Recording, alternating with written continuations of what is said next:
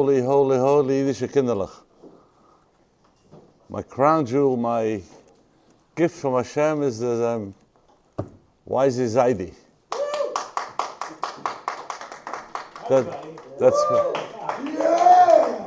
That's for him to being the grandson, not for me being the Zaidi. And he's really makes us very proud. Thank you for welcoming me in this beautiful yeshiva here. I met Rabbi Kutov last night on the way to pick up Lvov. We call him Lvov. And he drafted me right away. You got to talk tomorrow. I said, what shall I say? Well, I'll tell you real quick. I don't want to keep you up. Breakfast is waiting for you soon. In 1989, it was ancient times for you guys. Someone came to my office in Newark, New Jersey, and he says, Rabbi, we need a chazan. We need a baltfila to be in Lvov. Lvov is Lemberg, Western Ukraine. I don't know if it's still there, the Ukraine, or is it Poland already today again? But it used to be Galicia. And we need a chazan. And I always volunteered to be a chazan for many, many years. In Kiruv, for Arachim, for different organizations, you should go to hotels, bring people together and make a Freilich Yantav. Many people wound up mamish b'nei Torah, mamish great things, but it's a different story. For this, you need a big pot of chont and a couple of bottles of mashka to verbring. But for here now, I'll just tell you a quick story. So, we arrived Erev Rosh Hashanah in Lvov in 1989. And it's the first time that the Yidden got together to participate in a davening, to participate in opening a shul. Lvov was the center of Galicia, and they had 80 shuls before the Holocaust. Only 2 they did not destroy because they brought in the horses in there. It was a big door, and they utilized it to desecrate the shul to bring in horses. But they didn't know about this to save the building at least, because when the horses left the barn, the building was left. It was a magnificent building, but in 89 was the beginning of Hashem had his plans, and the Soviet Union started to fall apart. Actually, they called it perestroika, they allowed people to congregate, and they gave back this building for the Yidden. So we arrived at Four Yontif, and it was an empty building, a shell of a building, but beautiful paintings, beautiful, with a lot of good memories for the ancient time. But all the Yidden that were there, and there was a guy, a tzaddik that lives there, his name is Melech Shoichet, and he got together, all the Yidden that he got together to come together for Rosh Hashanah. He says, bring it in a chazan. So, when I got to the shul, Erev Yantav, I couldn't go through the street. It was packed with Yidden. Mamish was like a demonstration. Yidden, all ages, young, old, mothers with children, they all came together to come to see what's going to be. And many older people were afraid. They were hiding. They were afraid it's a conspiracy to trap the Yidden. Yidden who survived the Holocaust and communism, or even went to Siberia, were sent to Siberia, they were afraid. So, Bekitzer, we arrived into the shul, and there were some benches clapped together, some people brought chairs, whatever this is. We had over 500 people. It's a lot of people for those days. Double balcony shul. And I start to speak. What do I say? I got a bracha from Baba Vero before I left. And he says, say, Tayera, dear brothers and sisters. I should address them as my brothers and sisters. And that's exactly what I did. I got up on a shaky crate over there, and Melech next to me, Melech Shoichet, that what I mentioned to you, and I was saying, Shalom Aleichem, meine Teire, Brüder and Schwester. And there was people couldn't believe it's for real. They were pinching themselves. And Melech was translating in Russian or Ukrainian. And I told him a few other things, greetings. Then I says, okay, enough talking, but how do you inspire? Because remember, I used to go to Arachim, and I used to hear Azriel Tauber and Shimshon Pinkus. You're talking about the greatest of the great people in Kirov. But Tachlis, Hashem, I said, Rabbi Shalom, Mamash, I said, Adonai, Sefosai Tiftoch, Ofi Yagit Olosecha. You cannot come with notes and say, I'm going to say this. You got to see the crowd. You got to see, put your finger on the pulse to see whom you're talking to. And just then came in a thought into my head.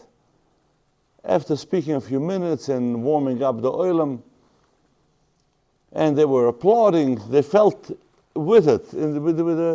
And I get up and I say, there was a holy tzaddik that lived not far from here. His name was Rabbi Yitzchak. I didn't even finish saying Rabbi Yitzchak. The older people say, Bardichev. Rabbi Yitzchak. As the story goes, we heard it on other tzaddikim. There was a very nasty time from the Cossacks that came slaughtering Yidden from town to town. And the Rebbe, the Heilige Tzaddik, said, he's not gonna come out to Kol Nidre until he's gonna break the Gazar. He's gonna break that should be good for the Yidden, they should survive. And the Rebbe didn't come out. And the Yidden were crying. He said, what are we gonna do? What are we gonna do? We just start praying to Hashem. And in the back there was a farm boy, a balagula, and he didn't know how to daven. But he heard it say that we have to pray to Hashem. So he picks up his hand to Rabbi Shalom, and I tell the story. Over the story, everybody tells a little different the story, but the gist of the story is that this holy Jew in the back that didn't know how to daven, he says, Gotten you, dear Bashefer, master of the world, I don't know how to daven. I do know my father taught me to say the Aleph Beis. And I'm going to say the Aleph Beis to you, and you put together your own words. Rabbi Shalom, please save us. All of a sudden, the Heilige Tzaddik came in, says, let's go. We broke the decree. Most probably the story you heard in many other versions, in other ways, with a whistle. But the fact is, when you daven from your heart, and you say the real words to Hashem, Hashem understands, He puts together His own sentences. So I'm standing there and I'm standing on that crate, and it was packed with Eden. I say, so you want to say, there's a nice way of davening to say the Aleph Beis. So you could daven any way you want. You could daven say the Aleph Beis. I tell them, the holy brothers and sisters, the holy Jews in Lvov, or you could say the Aleph Beis, Shei Shema Yisrael, whatever you want, and Hashem will understand you. He pulls me by my jacket and says, in Yiddish, Ich will sagen Aleph Beis. I also want to say the Aleph Beis. This holy Jew tells me, but ich kann it. I don't know how. Then I realized, here is a Jew went through years of communism, years of Nazism, the Holocaust and everything. And all he wants to do is to say the Aleph Beis. It caught my heart and I start saying, again, my holy brothers and sisters, let us all together say the Aleph Beis. Remember, there was a double balcony. It's a huge shul with people packed. And I start saying, say with me, Aleph, Beis. And they murmur on them, they're looking at each other, if you never did it before, how do you do that? How do you verbalize? How do you say the Aleph Beis? How do you connect to your heart? But the story was so emotional that I realized they really want to daven. I say, hold it, hold it, hold it. You know, like in the children in school, you say, Aleph, Beis. They start saying, no, I can't hear you. Say it louder. I say it. In Yiddish, I say it louder. Let's all say it together. Let's start again. So like mamish, like newborn children, all of us together start saying Aleph, and you heard Aleph, Beis. Could you imagine that? Standing there forget about it. There was no electricity. We brought in lights from the outside, bulbs from the outside. It was freezing cold also, but the heart was warm, and we said the Aleph Beis. I don't even know if I said it to Ches. I was sobbing. The people were crying. It was an emotional moment because everybody wanted to daven. Everybody wanted to participate. And we did participate. And you know what happened? And I told them, Hashem will put together his own words. That year the Soviet Union fell apart. I have no doubt it happened because the Yidden in Lvov said the Aleph Beis with their whole heart. You know, my holy brothers, today is, how do you call it in Israel? They call it the Bechirot. Election day today, right? It should happen as good as it happened at Israel. You know, all the apikosim should all fall down. Bechirot is Ato B'chartanu. We are the chosen people. We chose Hashem to be our Melech on us. And in the Torah it says, Ubacharto b'chaim. You should choose life. Today's election day.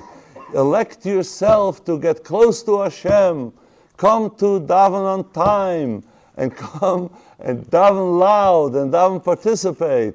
I remember when there was COVID and my dearest, the star of our crown, the Lvov came to us, and how did we daven?